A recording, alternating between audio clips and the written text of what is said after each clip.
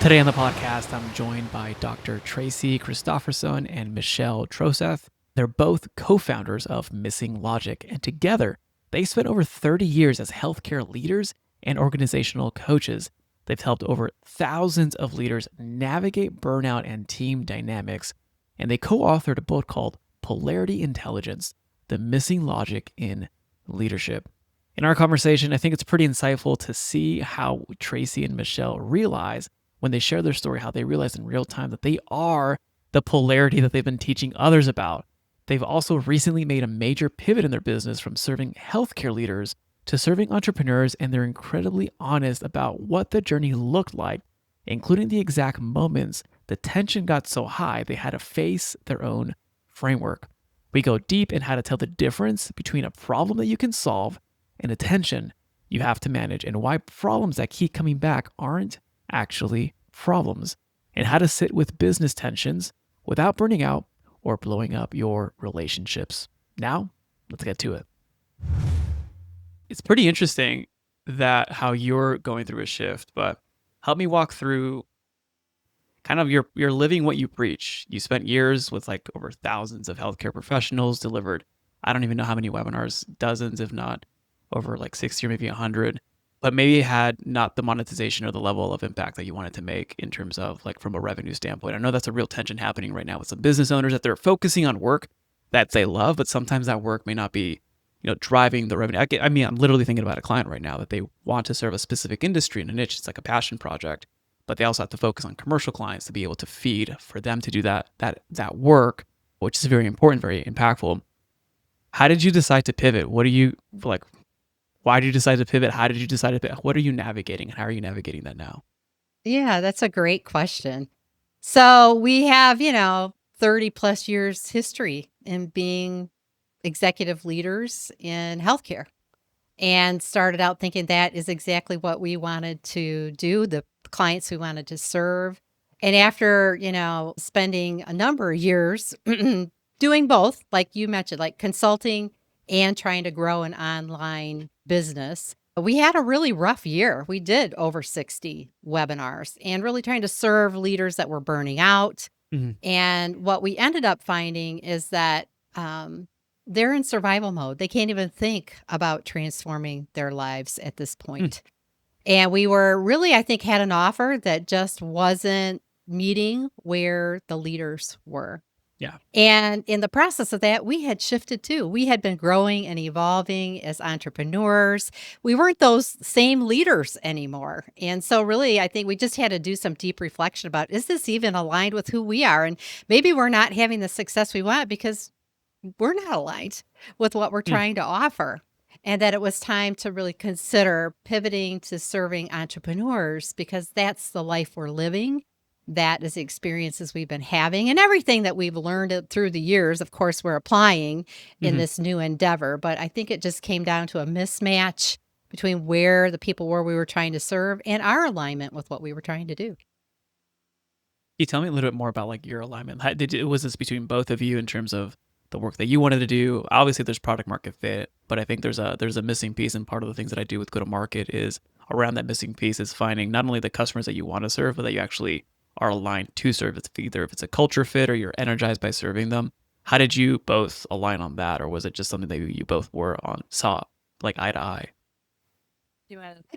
I think align's a big word for us this year, and Hmm. deciding. So we decided to pivot, but we realized that it's so important that we're aligned with who we each are Mm. and what feels right to us and how we are together, and then also align with the people that we serve. So we did have some really big conversations at the end of 2025 with, it shouldn't be this hard. Why is this happening? And we really want to feel aligned with our audience. Now, we did align with them in a way because they loved what we talked about. They were with us, but they weren't willing to kind of do the next step. Mm. And so I think it was just, we have to pay attention to this and we have to do what feels right for us now. And that's when we realized that's really not our people anymore. Our people are really more like us, that are growing businesses that don't understand what we've learned, and we can really serve them in a different way.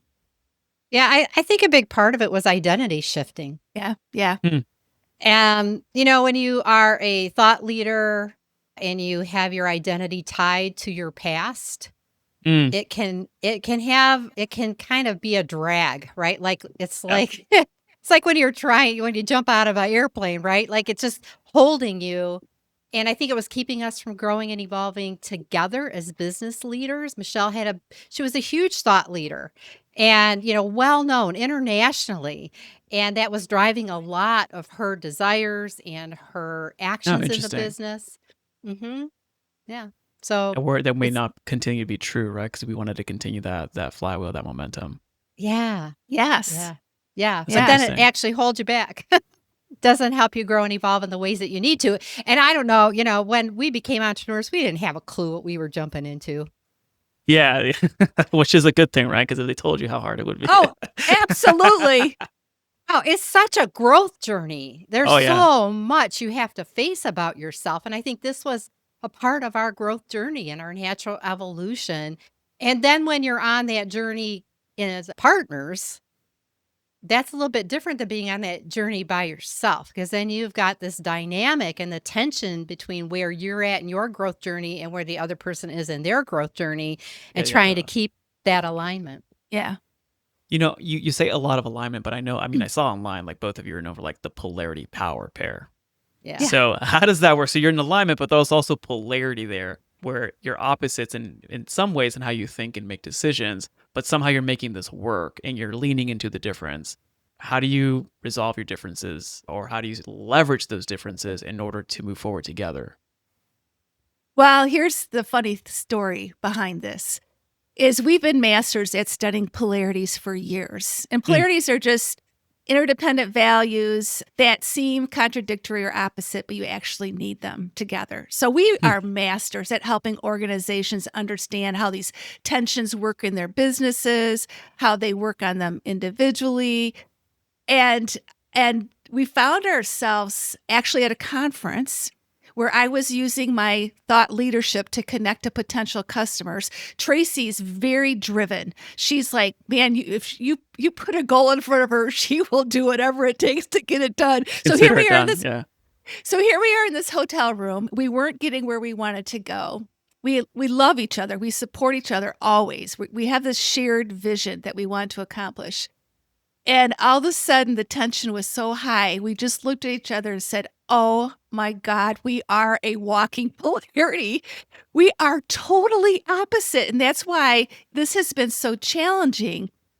And that was the first shift in us. Like, okay, we have to really maximize your energies, your gifts, what you're bringing to our business. And we have to maximize mine. And we have to lean in and really honor what's important to each of us. And we both have to change to make that happen. Mm. And then after that, I would say things started to shift with our team. We started to empower them more. I leaned more into making my deadlines and being productive, and Tracy backed off and kind of Oh wow. let people do their thing a little bit more. And things just started moving forward for us, and we could feel it too. And we really had some great, awesome, honest conversations with each other. But it's a journey, and it's like a marriage. It just doesn't end. You're always improving it. You're always learning from it. That was the big aha moment for me when I saw like the work that you're doing, is that you see like polarities or tensions as something not to solve. 'Cause I would like to solve those things, right? I'm like the solver kind of thinker, but you're living with that tension and you're managing through it. Help me understand, like, because there are going to be founders like, okay, how do I identify if this is a problem or if this is like a polarity? It's because depending on how we see it, will address how we'll see how we address it, like the activities that we take. So from managing to solving, from seeing if this is an actual problem to be solved or if this is just tension from polarity. How do I identify that? Give us like the framework, Yeah. how to think about these Yeah. things. So we've been indoctrinated with problem solving, to your point, right? Yes. Everything that we don't want, that we label it a problem, and we've all been taught every problem has a solution. Yeah. So we maybe have 3 solutions. We apply the one we think is going to work the best. Problem solved, goes away. Next, on to the next problem. Polarities never go away. Hmm. They are always present. And that's what the tension is, right? It's these two interdependent values, but they appear to be opposite or contradictory. That's what messes us up. So we think one has to be right and the other is wrong, or I can only give my attention to one or the other. Yeah, Because like that's North what Pole or we've been, South Pole, right? Both exist. They have their own like Yeah. areas, and so yeah, they have their own power and positive outcomes. We have to have yeah. them both. But we've been taught either or thinking. So if this is the Hmm. right answer, that's the wrong answer. If I'm right, you're wrong. So we're in this either or. I either build my business or I have this incredible personal life. That's true. Or even like I don't like one of the things that founders actually say is like yes to growth, but they're like, what am I going to sacrifice for that growth? Or is quality going to go down the drain? Or is my family time going to go? So those are real. I mean, those are real life tensions. Like how do we Mhm. balance that? Yeah. So what the first thing to do is recognize when you have our easy way to see that you have a polarity is a problem that keeps coming back because polarities never go Consistency, away. right? Okay. Yeah. So you're seeing it over and over and over. So that's the first thing. And what you do is you just recognize there are two poles. What's the other pole? So if I Hmm. am all about productivity, what's the other pole in helping the individuals in my business to be most productive? Relationships. I need to have strong relationships, and we have to have relationships with each other. The stronger our relationships, the more productive we can be. So it's connected. So you look for the other connection. But And in then a positive outcome, right? Because the opposite of yeah, productivity, some people like me were thinking like, oh, it's like sitting on the couch and doing nothing. But that that's where my mind goes. But I think it's what's the positive opposite. yeah, exactly. So you Okay. want to identify the positive outcomes of both. What do I want when I focus on relationships? What do I want most when I focus on being productive?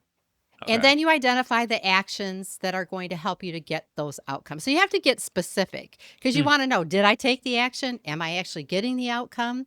But at the same time, you have to recognize if I over focus on productivity, what is the negative outcome that's going to occur if I'm not giving attention to the relationships? Oh So I'm yeah. going to lose the positive benefit of relationships if I'm not giving attention to it.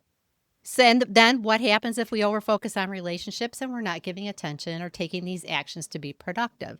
So you there's actually a mapping process that we teach people to do. So you map it out so you can Yeah. actually take something that's, kind of conceptual and make it very tangible and actionable.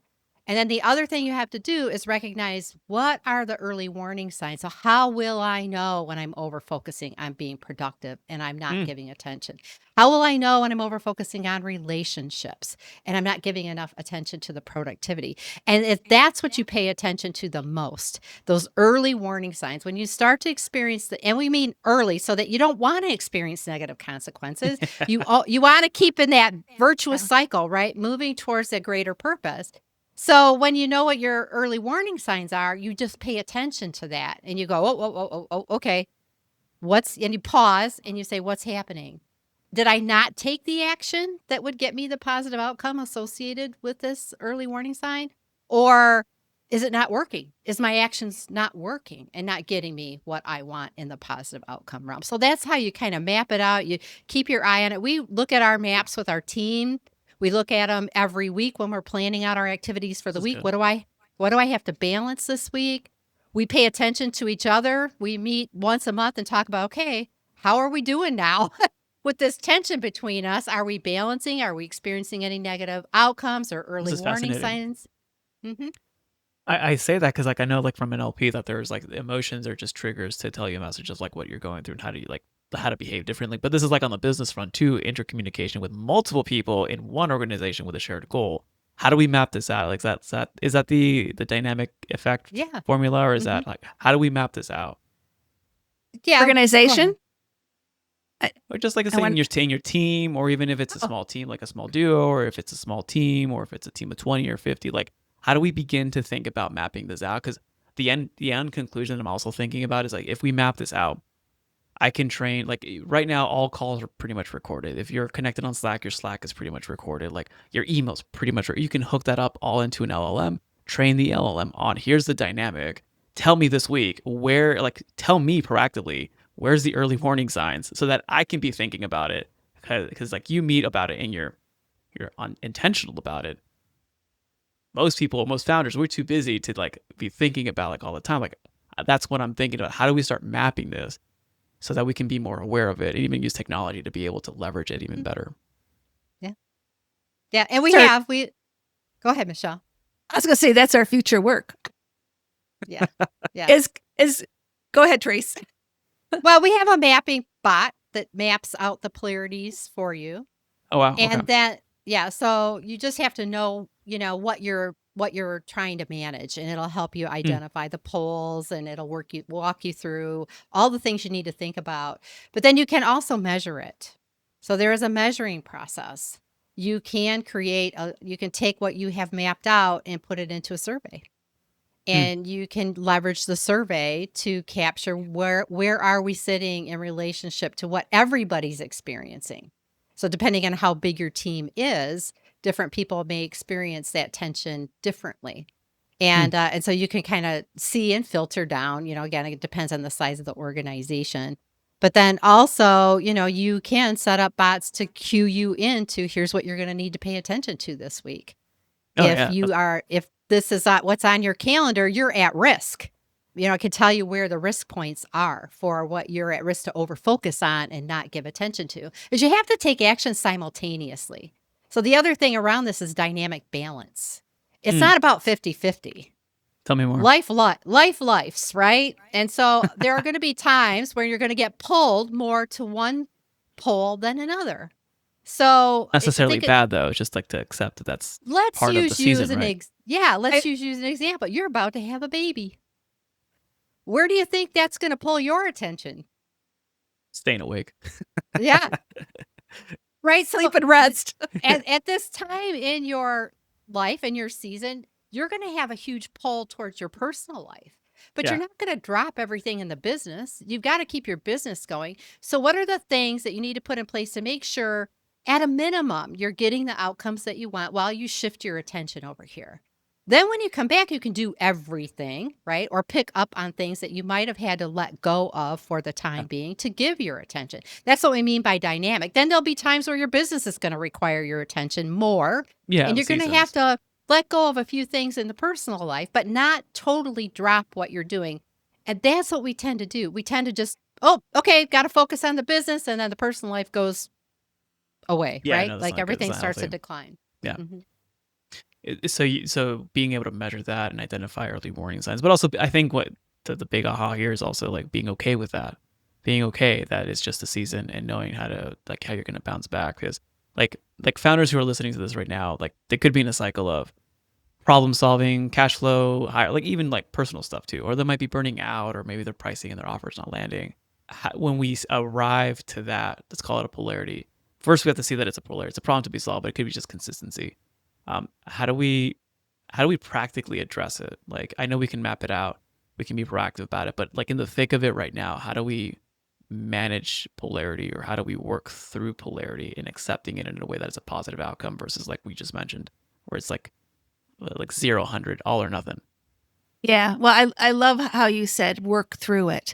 So one of the things that Tracy and I realized is that it's one thing to understand how polarities work and even know the main ones that you're going to deal with in your business or life, but it's another thing to work through it. And so we wrote a book called Polarity Intelligence, The Missing Logic in Leadership. And we said it's 3 components. It's having a polarity mindset, but it's also being able to engage in healthy relationships. You have to create a shared purpose with other people and having a healthy relationship with yourself so that you can really work through these tensions, and also being able to engage in meaningful dialogue. You have to be able to talk about it. You have to be a good listener if someone has, especially if they're a different preference pole than what you are. So we call it it's like a 3-legged stool.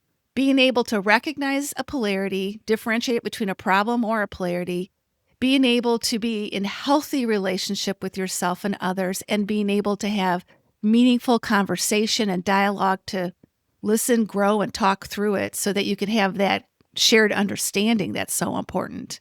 Yeah. That's how you sit in the tension. And I think you have to reframe how you see tension. And sometimes, like, I like to I mean, think about tension's it like, tough. I mean, you tell me. yeah, but if you think about it like a bow and arrow, That's true. if you It's don't a have release. tension in the bowstring, that arrow isn't going anywhere. Just to pointing it in the right direction. Actually, a friend this morning, we were having coffee. He's like, how do you deal with like a negative emotion? Like, how do you go through anger? Like, he deals it with significantly differently than how I deal with it. Mm. But I think to your point, it's like the tension there, but pointing it to something good. Yeah, and recognizing this is a healthy tension. This is a Mm. dynamic tension. It's not, not all tensions are polarities, but when you Yeah. recognize this is an interdependent pair. And I think the other thing that's key about a polarity is we don't have to give one thing up to have the other. We actually can have both. And shifting that is what helps you sit in this. Because we've been taught, if I accept your perspective, that means I have to give up mine. I mean, Or I'll it give you a means, perfect example. One of my clients, like to that point, perfect example to that is like one of my clients, she's a mom. She runs a business. She's got like 5 kids. And like the narrative outside is you can't be a good mom and also run a business. But she is. She's doing both exceptionally well. I mean, it's not easy, but it's like that's a real thing. yeah, exactly. Totally. And so, we feel like, okay, if I want to be a great mom, then I have to give up something in my business. But that's not true. You can have both. You have to decide. And we've been taught, like, if I accept this, then I have to let go of that, or I'm going to lose what I value most about the thing I prefer. So with Michelle and I, like, she highly values relationships and connection. And, and I'm highly valuing productivity. So I'm thinking, so the tension rises when she wants to just focus on connecting and networking. And I'm like, hey, we got a launch coming up. We got all these things we got to do. And so that's where we pull out to the extremes rather than saying, okay, how do we leverage the networking and the relationships while we're also, I don't have to give up what we're trying to do with the launch while you're doing this part, right? So again, it's that finding that balance between the two and recognizing both are equally important. One's not more important than the other.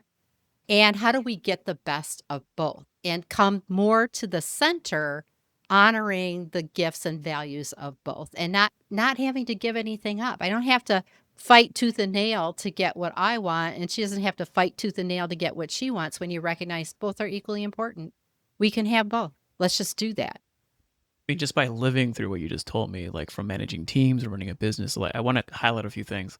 Even if you're not running a business and you're running a team and like the stakes are high, like there's always that tension, but this tension that you're talking about is different from just like that stress. Because you get kind of desensitized to stress running a business. Like it's part of the flow sometimes, especially when you're running a team or the stakes are high.